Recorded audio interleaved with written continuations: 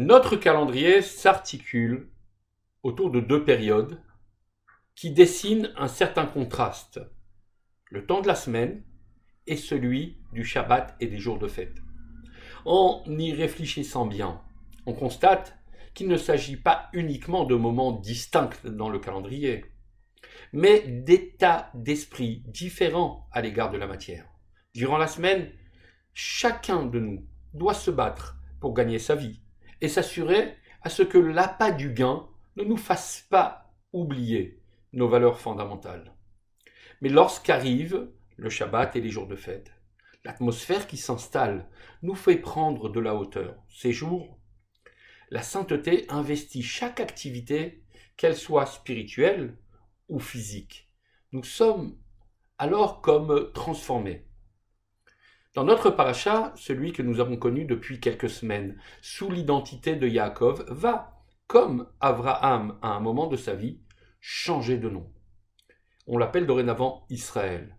Mais à la différence du premier patriarche, qui ne sera plus Avram, mais Avraham, son petit-fils est appelé tantôt Yaakov, tantôt Israël.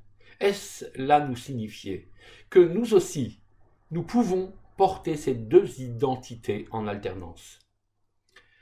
La Chassidoute explique que les deux prénoms Yaakov et Israël représentent chacun un niveau différent du service de Dieu. Aussi, il existe des moments où l'individu doit se conduire dans l'esprit de Yaakov et d'autres où il doit embrasser les caractères d'Israël.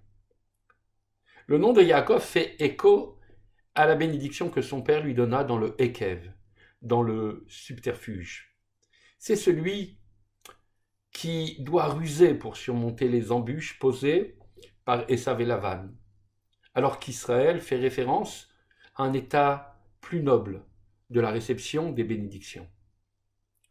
Aussi, durant la semaine, nous sommes Yaakov et notre rapport à l'égard de la matière, le manger, le boire et toutes les autres activités physiques prennent une forme de ruse et de subterfuge.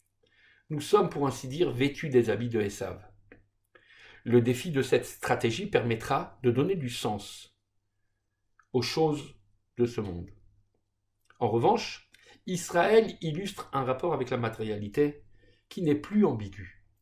Un état d'âme dans lequel nous ne cachons pas nos intentions de sanctifier le monde, et là, nous évoluons sans phare, sans masque et à visage découvert.